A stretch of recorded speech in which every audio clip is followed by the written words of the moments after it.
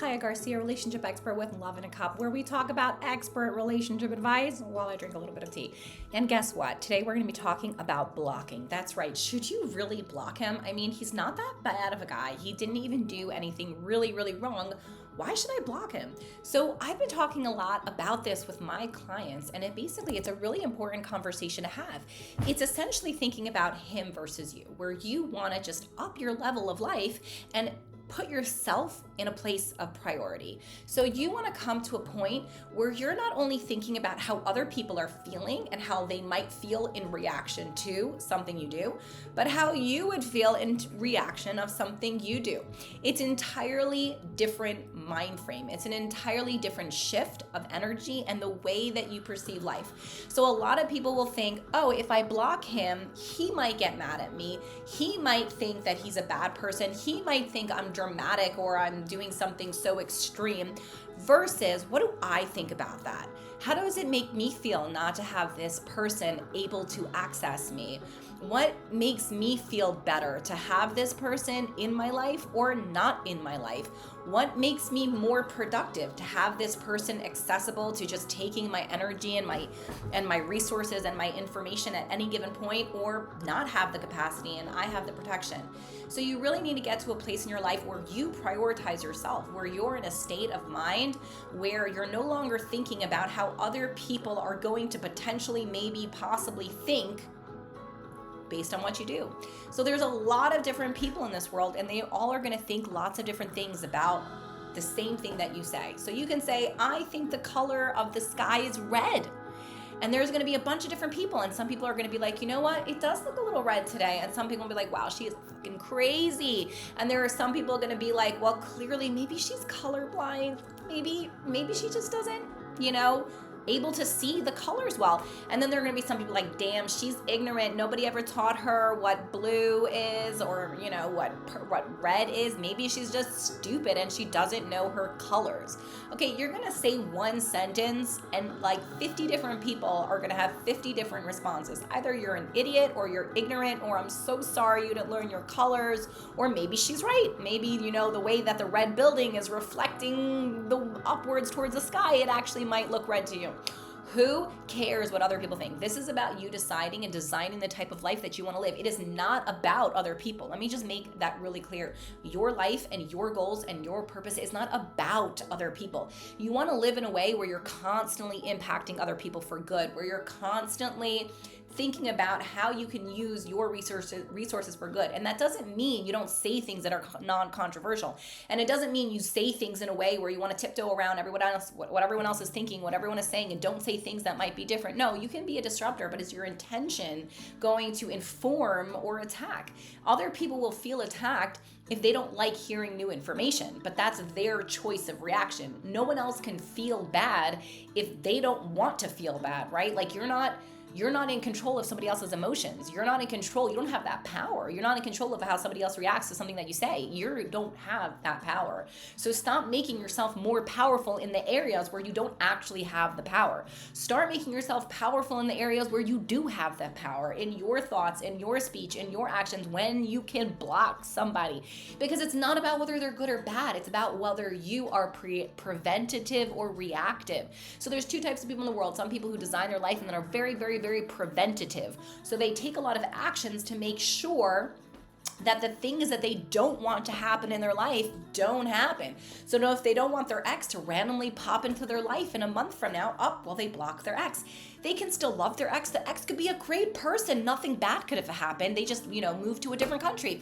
But they don't want, whoever the person making the decision is, doesn't want that person to randomly come into their life and take away their energy if it's not serving them for their highest purpose. We all have higher purposes, and we all need to be a lot more designing of it and a lot more non-reactive to life, but actually preventative and in control of our behavior and what comes into our life. So when you block someone, it is not a harsh thing because they're a bad person. It is a small act to protect yourself because you are a good person who needs your energy so you can do more good in the world. Start reshifting your mind and having a paradigm switch where you're no longer focused on what other people are going to think about your behavior, but what you think about your behavior, what you feel is right for you. Because a lot of times people break up with people and they don't want to block them, but all they're saying is, I'm thinking more about that person than me. I care more about their perception of myself than my perception of myself. I don't want other people to judge me for being too harsh to this or to that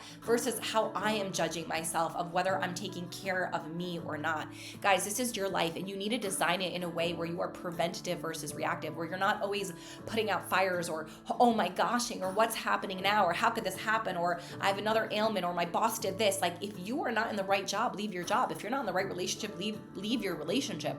And I say that with a grain of salt, because not always should you just leave a relationship if it can be worked on and if you have kids. But sometimes if you have kids, it can be worked on. So therefore you do need to leave it. You just have to know, like, is this person willing to do the work or not? Or is it just me? Because a lot of times leaving situations are better than trying to make everything else around you work.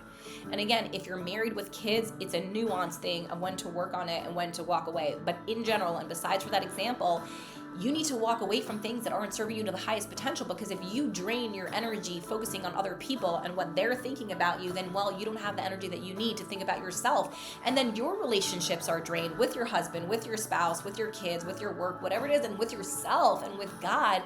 If you're always focused about all these other people or the things that they said or the things that they done or what they're thinking about you, you don't even have any energy left for yourself, your relationship with you and God, which is where your power is at, which is where your love is at, which is what you need. So a lot of people are going to say a lot of things, but you just have to know that you're living your best life. And when you know that you're living your best life, other people can kind of fade away. It could be like sad that they're angry at different things that come up and they don't know how to properly love other people's differences of opinions. But that's just where you can gauge who's healthy and who's not. Who is not healthy, who have weak egos, they cannot hear differences of opinion because they're so fragile in the self that they've become dependent on listening to someone else, that other people's opinions, if they vary from that, can break their fragile sense of self.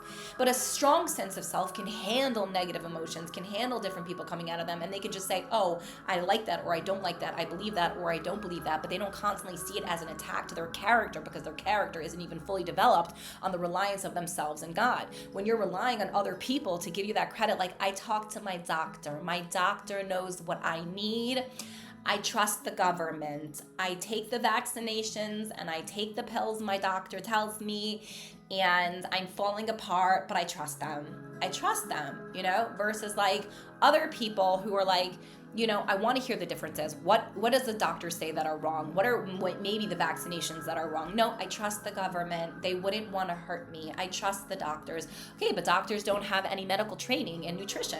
Doctors don't have any medical training in like the depths of how hormones impact our bodies. So when I go into all of that, what I'm trying to say is that you can't just trust other people without understanding who you are and what you need and taking control of your life and the information that comes into your life. So when you block someone because they're an ex, or they're not serving you, or there are no more benefits of living your highest purpose with that person in your life, then it's not about this harsh decree of blocking them. It's about you taking ownership and control of what comes into your life. It's about you deciphering all the different energies and information and deciding which one is actually going to keep me on track to my goals.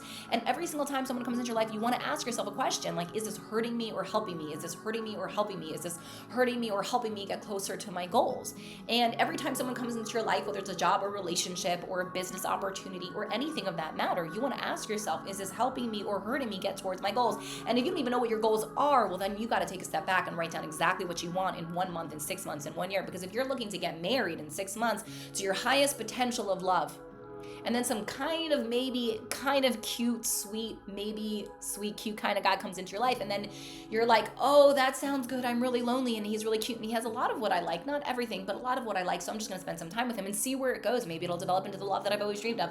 Well, actually, you're lying to yourself, because what he's not is never what he is going to be, and you can't just hope that someone grows and changes, especially if you're over the age of 30 years old or 25 years old. People don't just change rapidly and become who you need them to be. So if you were really asking yourself, yourself, is this person, if I take them into my life and I start dating them, gonna help me or hurt me towards my goal of getting married in 6 months to my highest potential? You would say, actually, this person would drain my energy, would lengthen my process to meeting my highest potential of love, and would probably give me a scar to heal from after this relationship doesn't work out.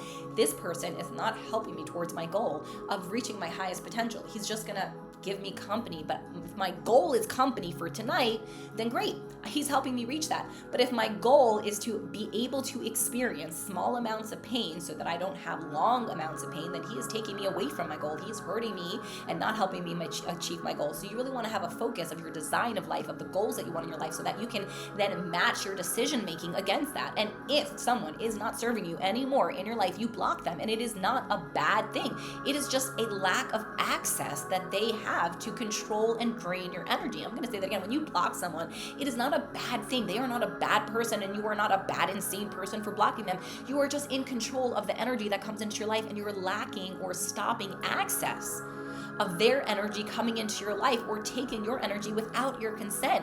Because the thing is, when people have access to you that you don't really want in your life, it's without your consent. When you get a text message or a WhatsApp or a Facebook message or an Instagram DM from other people, they do that without your consent. And so if you know this person is no longer beneficial for you healing and getting to your highest potential, then you want to block them, because it's not about them, it's about you protecting yourself, and you're protecting your inner child, and knowing that no one is obligated to protect you but you. No one is obligated to design your life but you, and no one knows better than you for what you need. So you got to get close to yourself and stop listening to all the external noise and all these other people who say, I'm a pediatrician, or I'm a doctor, or I'm this, or I'm that, or I'm a shotgun, or I'm a dating coach, or I'm your mom, or I'm your rabbi, or I'm your principal, or whatever these people of authority think they have just because they have a fucking degree or a state, of a place of authority. If I edit this video, I'll edit out that effing word.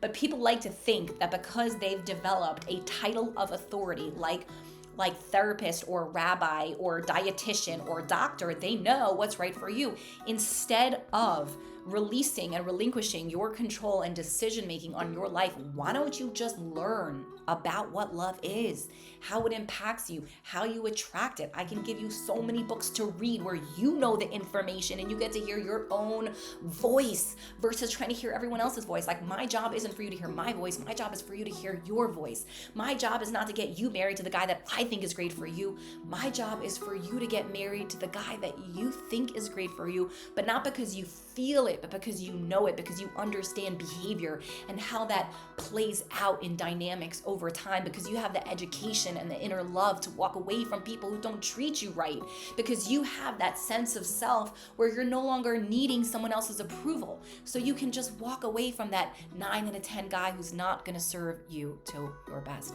Guys, this is your life. There's a lot of people who are going to try to knock you down and tell you you're stupid or too picky. I can't even tell you how many times during my dating process people told me I was too picky, I was too old, I was too this, and I was too that. I was too religious, I was too Chabad, I wore too many bright colors, this, that, and the other thing. And I was like, excuse me, I know what I need and I know who I am, and therefore nothing else mattered. I kept wearing my colorful clothes, I kept performing spoken word in front of a mixed crowd, and I did ask a rabbi if it was okay. I did do what I wanted to do instead of what everyone else told me. Some people told me some people told me to stop cursing. Some people told me to stop wearing bright colors. Some people told me to stop doing this. Everyone had their own vision of what they thought I needed to do for my life. And you know what? On the day that I stood up wearing my hippie dress and my little clothes that I wore, that was the night I performed spoken word, and my husband was there, and he asked me out the night after I was showing my authentic, true self. My real self, not a self that I was trying to change or cover up with makeup or surgery or hormone replacements or more clothes or more jewelry or more Botox or bigger breasts. I wasn't changing my authentic self. My authentic self was me, without makeup on, without fake nails, without whatever. I'm wearing makeup now for these lives, but in general, I don't really care, and I don't really wear makeup. So my point is simply that your authentic self is when you don't need to change. It's when you don't feel you need to change or augment your body or your looks or your hormones or your gender or your speech or your clothes or your religious status to be better for somebody else. You need to understand that your authentic self is getting to know you without the change, coming to an internal self where you feel connected to you, your inner child, and God, and no one else matters more. It's when you have people who support you and your voice and love you for who you are without needing to change. You are amazing. And yes, block that mother bleeper for taking away your energy without consent, because you need you and you need to love you. So this is your time to shine. Get to know yourself, because it is you that behind closed doors, after everyone walks away, is alone with your spouse.